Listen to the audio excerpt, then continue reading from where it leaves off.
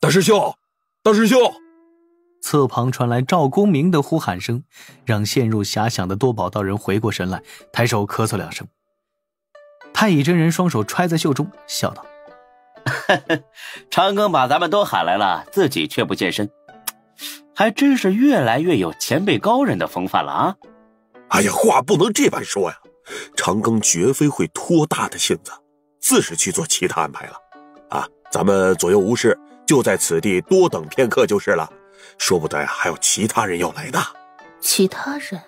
金陵圣母略微有些不满，淡然道：总觉得长庚对咱们单个不太放心，这次也不知道要去除掉谁，只说是道门心腹大患。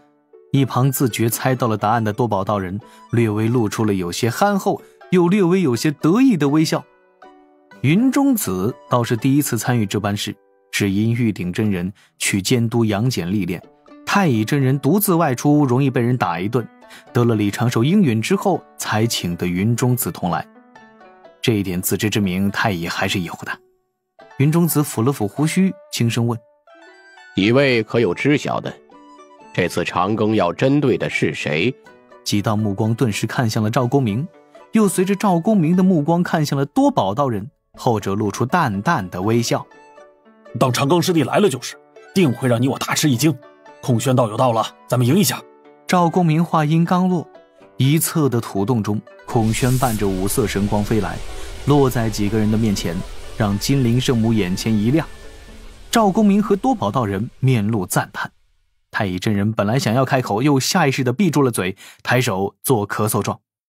他的嘴好像在说，突然划分阴阳归属是可以稍微吐槽一下的吧。手说不，你不想。且看孔宣此时的样貌，面容端庄秀丽，狭长凤目自与俏鼻完美搭配，细柳叶眉衬得眼角略显妩媚，那一张脸蛋儿比他上次露面更显柔和，肌肤也是白皙了许多，自成美玉之质感。今日他闻讯而来，响应李长寿相召，为那个男人的师弟撑场面，也是着重打扮了一番的。五彩长裙只有薄翼厚度，纯白内襟更增几分典雅，修长的脖颈挂着淡金色的细链，下面缀着的极品绿尊灵石在上古已经是绝技，不可多见。他一登场，这土洞内当真是多了许多的色彩，与金陵圣母各有千秋。孔宣略微欠身，而后便转身去了角落中闭目养神。李长寿不在，他自是不想与旁人多言说什么。几位仙人又等了一阵儿，云霄仙子与琼霄仙子一同飞来，各自见礼之后便静静等待。太乙真人饶有兴致地观察了一下洞内的局势，发现若李长寿不在此地，各位高手其实并非一心。不多时，李长寿和一名身着金色铠甲、大红斗篷的中年男人一同现身。玉帝师叔，多宝道人喃喃一句，还在纳闷李长寿为何带了一个陌生面孔的诛仙，此刻倒是都记下了玉帝这初次登台的化身。李长寿保持着青年道者的面容，与自己本体有着3、4分的相似，算是给今日这几位来助拳的大佬一些尊重。才不是因为云霄在这儿呢。待他与这位金甲红斗篷的天庭元帅抵达土洞，先对云霄微笑示意，后者也是微微颔首作为回应。紧接着李长寿主动介绍：各位师兄师姐，孔宣道友，这位是天庭将领全洞，特来相助你我。这位中年将领笑呵呵地拱手行礼，几位仙人面带微笑，一副全都不懂这全洞底细的样子，尽力地配合这位古道热肠的天庭主宰。全洞笑道：各位商议就是，末将就是凑个热闹。李长寿已经在袖中拿出了一支卷轴，先口头表达了对各位大佬能够现身相助的感谢，将卷轴凭空摊开按压下来，招呼几个人一同来看。这是此次行动的第一份计划，也是成功概率最高、最不容易生意外的策略。今日之事，第一位便是保密，不能给西方教留下口实。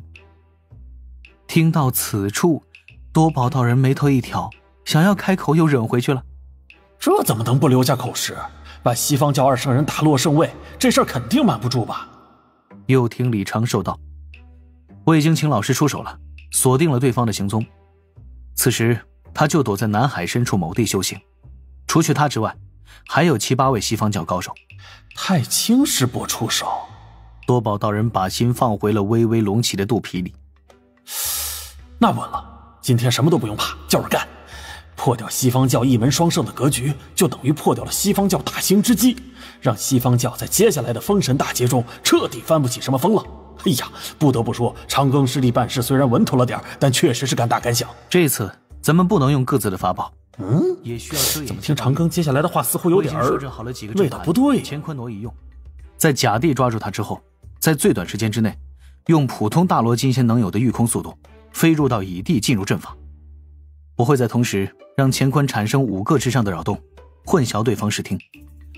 为了以防万一，捉到了此西方弟子之后，我们全程也要做好遮掩之事，哪怕被他给逃了，也让他不知道是谁出手，也不知该如何报复。直接打杀了对方不好吗？留着他还有大用。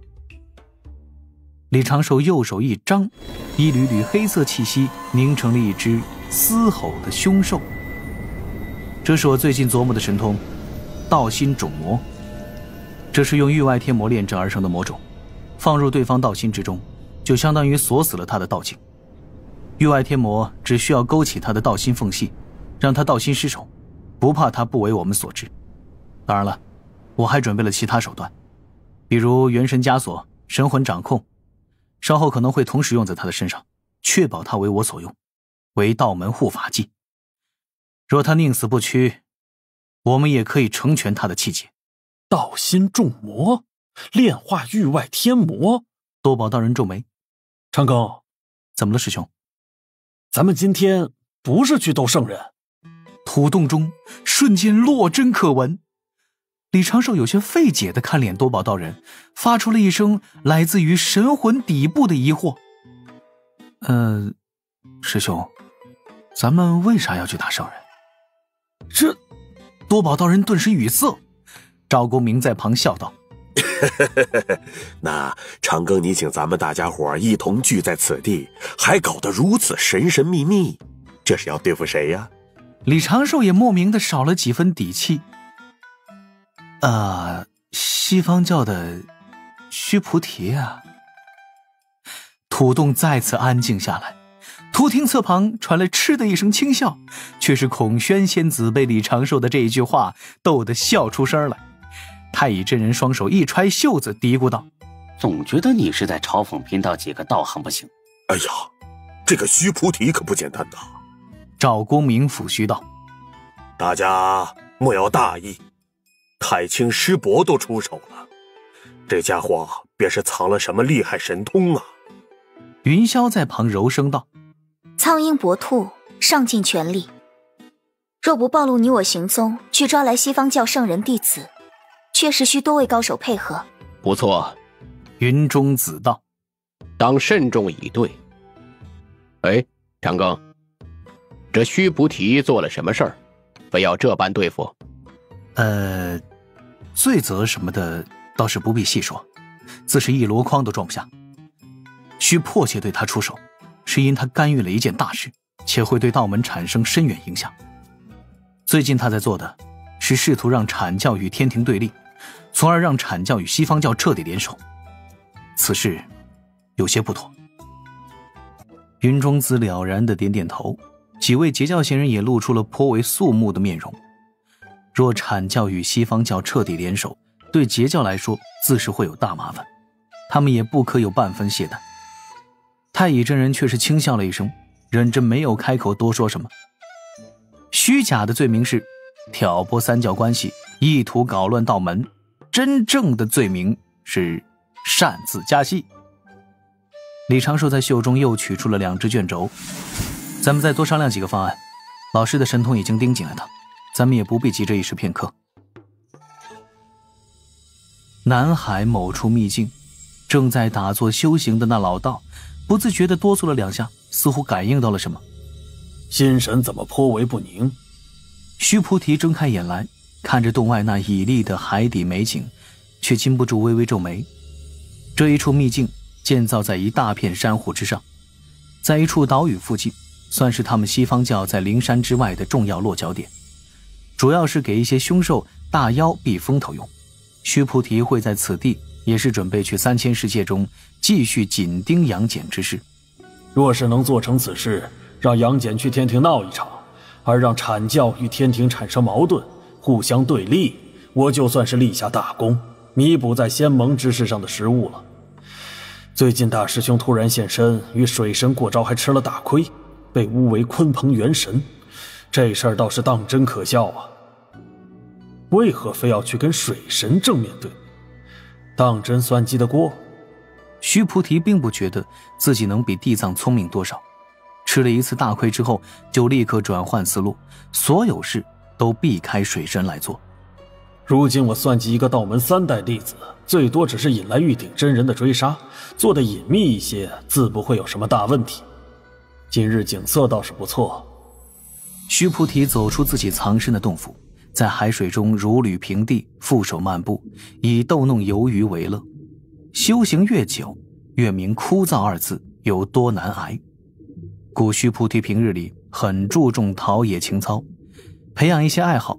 见此时太阳星的光芒一束束透入水底，浅蓝色的海水，珊瑚间嬉戏的游鱼，于是诗兴大发，吟诵道：艳阳天又风光好，红的珊瑚，绿的草。而后又自觉妙哉，抚须轻笑，身形朝着海面而去，外出透透气。漫步在碧水蓝天白沙滩，须菩提心底之念略微有些繁杂。教内的斗争最近倒是被压下去了，此前已是到了要请命2位老师立大师兄的地步，而今却随着弥勒的回归，暂时没了那么多骚乱。我其实并不想争这些，但身在教内，有些事无法避免。就比如此前地藏风头太过，又太得老师喜爱，眼看就要成为西方教的大师兄。还好那时还是水神的太白星君手段高明，直接对外言说：地藏，无兄弟矣。充分利用了老师的猜疑，给了众同门师兄弟发难的借口。后来地藏在轮回塔前奋力一搏，其实多少有些悲凉。我当时也动过念头是否助他，最后还是决定保持沉默。助他其实并无好处，西方教只要有2位老师在，自不会有失，区别就在于名声好坏、名望高低罢了。像现如今西方教威望大降，对于砸了山门的太白星君敢怒不敢言，我们也就面皮受损，本身还是安全的。唉，这封神大劫到底是哪般走向，又会影响到我们多少？须菩提眺望着大海，道心微微荡漾。遥想当年我刚入灵山，带着对2位老师的崇敬，带着对长生之梦的憧憬，后来当真迈入了长生，心态却发生了微妙的变化。还记得最开始时，心底想着的却是让西方大兴，为2位老师分忧解难。什么时候开始，这般念头我都觉得有些可笑了。所谓的大兴又是什么？生灵繁茂吗？唉。须菩提又叹了口气，对背后情形全然未察。乾坤无声无息地裂开一条缝隙，而须菩提脚下2道鬼魅的身影正在悄然地靠近，摸到了须菩提方圆100丈深周的阴阳2气悄然退散。正此时，须菩提感受到了背后出现的微弱波动，转过身去，看着背后出现的乾坤缝隙，悚然一惊。但他来不及做出任何反应，一声轻响，须菩提错愕地低头看向自己前胸，那一柄宝剑贯穿而出，宝剑的剑刃直抵在他元神脖颈。又有一股纯粹的元神冲击爆发开来，此刻完全无法应战的须菩提只能够任由元神被这一股强悍却陌生的元神之力直接冲昏。